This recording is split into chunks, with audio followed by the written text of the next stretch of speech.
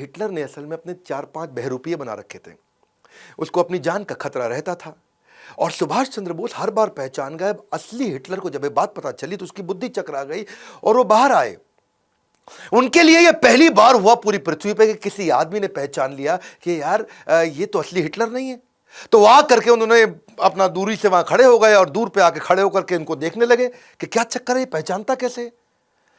तब सुभाष चंद्र बोस खड़े हो गए और दूर से खड़े हो गए हिटलर उनको बोले कि बताइए क्या बात है, क्यों मिलना चाहते हैं। और तभी सुभाष चंद्र बोस मुस्कुरा के आगे बढ़े, बोले नमस्कार, मैं सुभाष चंद्र बोस भारत से आया हूं। मैं आपका बहुत धन्यवाद करना चाहता हूं हिटलर कि आपने मुझसे मिलने का मुझे ये अवसर दिया। हिटलर हैरान, क्या पहचान गया ये? अब बिल्कुल ठीक पहचाना। पूछा कि भाई तुमने मुझे पहचाना कैसे? सारी बात छोड़, पहले ये बताओ पहचाना कैसे? आज तक दुनिया में कोई पहचान नहीं पाया। मेरे यही सारे कॉपी जो मेरे हिटलर के होते हैं ये दुनिया भर में घुमाते हैं, सारे काम कराते हैं, तुमने पहचान लिया। तो तभी सुभाष चंद्र बोस बोले कि भाई मैं आपसे मदद मांगने आया था, मैं आपके चौखट पर आया हूं और आपका स्वभाव थोड़ा गर्वात्मक होना चाहिए, थोड़ा गर्व वाला होना चाहिए। और आप आके पहले हाथ बढ़ा देते थे कि मैं हिटलर हूं बताइए। तो मैं उसी से समझ गया कि हिटलर के पास एक किसी पराधीन देश से, भारत जो कि परतंत्र है, वहां से कोई मदद मांगने आया। तो आपके चेहरे में वो गर्व नहीं दिख रहा था। तो आपके जो कॉपी थे वो राइट बिहेवियर नहीं डिस्प्ले कर रहे। और हिटलर की बुद्धि चकरा गई। बोला ऐसा इंटेलिजेंट आदमी कभी नहीं देखा, इसको क्या बोलते हैं एक्यूरेट जजमेंट। और इसके बाद इस मुलाकात से हिटलर इतना प्रभावित हुआ कि जो युद्ध बंदी इन्होंने बना रखे थे, युद्ध बंदी जो 4000 इन्होंने अंग्रेजों से जीते थे, उनको उन्होंने फ्री कर दिया और वो वहां से आजाद हिंद फौज में ज्वाइन किए नेताजी सुभाष चंद्र बोस के साथ में।